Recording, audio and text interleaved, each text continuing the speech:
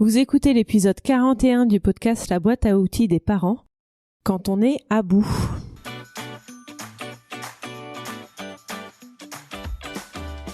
Bonjour, je m'appelle Juliette Cerceau et je suis ravie de vous accueillir sur la boîte à outils des parents.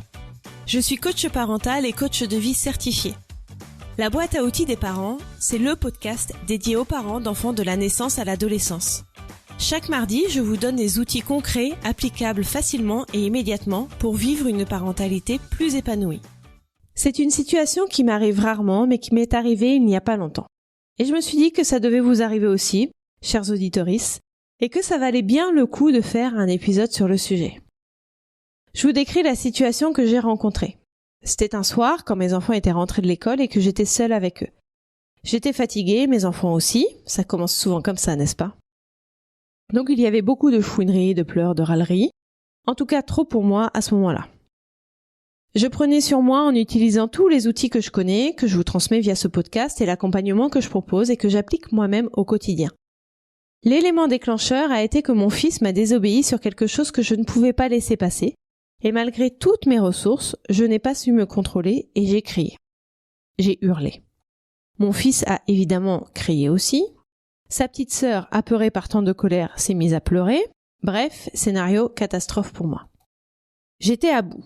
La journée que j'avais passée, sans doute, la nuit précédente, et l'attitude de mes enfants m'ont poussée à bout.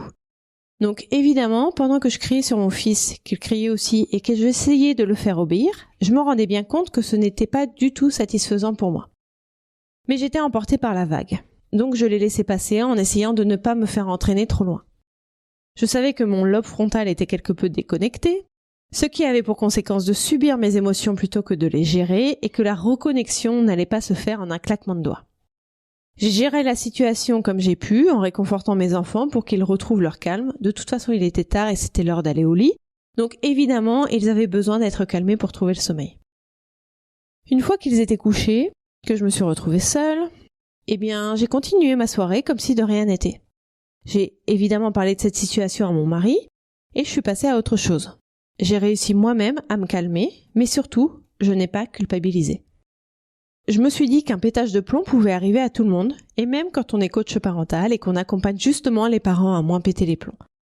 Je me suis rappelé que j'étais humaine, que j'avais le droit à l'erreur, et j'ai analysé la situation pour pouvoir l'éviter à l'avenir. Et c'est la façon dont je vous invite à réagir. Si vous m'écoutez depuis longtemps, je pense que vous mettez des choses en place pour améliorer votre parentalité. C'est tout à votre honneur, bravo pour ça. Oui, mais voilà, il n'est pas toujours facile d'être constant ou constante et d'appliquer des nouvelles habitudes en permanence. Les anciennes habitudes ont la vie dure et ont tendance à revenir facilement puisque ce sont vos automatismes. Et un jour pas fait comme les autres, on craque, on est à bout. Et alors ? Alors vous avez le droit. Vous avez complètement le droit d'être à bout. Vous êtes comme moi un être humain, parfaitement imparfait ou imparfaite. Vous avez le droit d'avoir vos faiblesses. En général, il y a un élément déclencheur. Pour la situation que je vous ai décrite, c'est que mon fils me désobéissait sur quelque chose qui était important pour moi. Et il y a aussi un contexte général. Dans mon cas, j'avais eu une petite nuit et une grosse journée, comme j'en ai souvent d'ailleurs, ce qui n'explique pas forcément le pétage de plomb. Mais voilà, c'était un mauvais jour. Et pour vous, c'est pareil.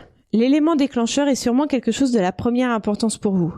Pour vous, pas pour moi, pas pour votre voisin, pour vous. Vous pouvez l'identifier. S'il vous arrive d'être à bout dans différentes situations, il doit y avoir un tronc commun tout de même. Quand vous aurez trouvé l'élément déclencheur, il sera plus facile pour vous de les anticiper et donc de les éviter. Analysez également le contexte. Quand vous savez que telle ou telle chose a joué un rôle la dernière fois que vous étiez à bout, premièrement, essayez de l'éviter. Et deuxièmement, lorsque ce même contexte est réuni, vous savez que le pétage de plomb est tout proche et que vous vous ménagerez. C'est vraiment l'addition de l'élément déclencheur et du contexte qui mène au pétage de plomb. Un jour où l'un de vos enfants fait ou réalise l'élément déclencheur, mais que vous êtes fraîche et dispo, ou frais et dispo, ça ne vous mènera pas à bout. Et vice versa. Un jour où le contexte est présent pour un bon pétage de plomb, mais que vos enfants se tiennent à carreau, il n'y aura pas de pétage de plomb. J'insiste vraiment sur le fait que les identifier, donc identifier le contexte général et l'élément déclencheur, est très important car ça vous permettra de les anticiper et de les éviter.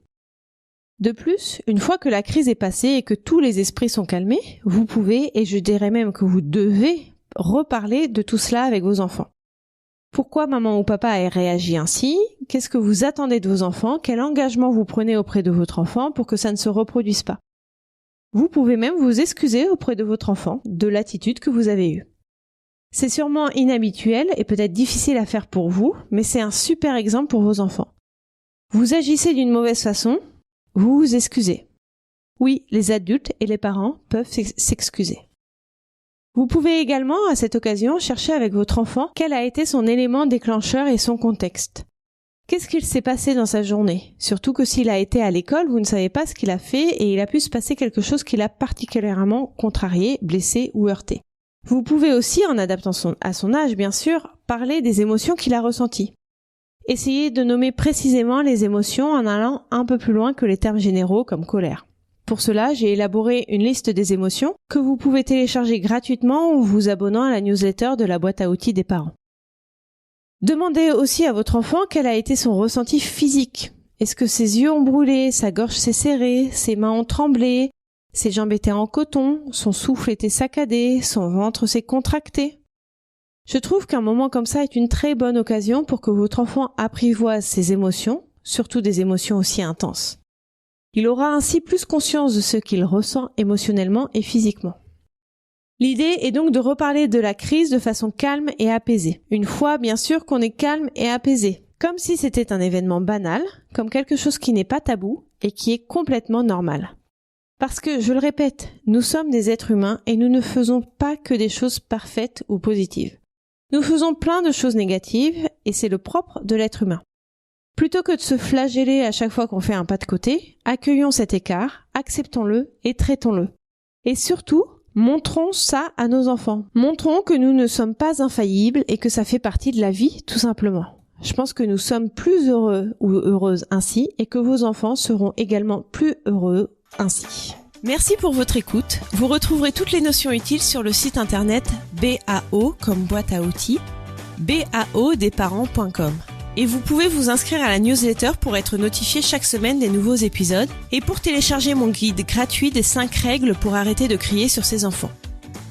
Je vous offre également la liste des émotions que j'ai élaborée pour développer votre vocabulaire émotionnel. C'est la première étape pour pouvoir ensuite mieux accueillir vos émotions et celles de vos proches, à commencer par celles de vos enfants. Sachez que vous pouvez également me suivre sur Instagram sous le nom BAO des parents et sur Facebook sur la page La boîte à outils des parents.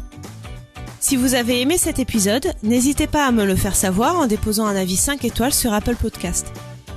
C'est vraiment ce qui va permettre à la boîte à outils des parents de remonter dans l'algorithme de recherche. C'est donc le meilleur moyen de me soutenir et de permettre à d'autres auditeurs de retrouver ce podcast plus facilement. Enfin, et après j'arrête, sachez que si vous voulez vivre dès maintenant la vie à laquelle vous aspirez, je propose un accompagnement personnalisé, peu importe votre besoin, que ce soit dans votre vie familiale, professionnelle, personnelle ou même sentimentale. Je vous offre un rendez-vous découverte de 30 minutes qui est gratuit et sans engagement. Vous trouverez toutes les informations sur mon site internet baodesparents.com. À mardi prochain!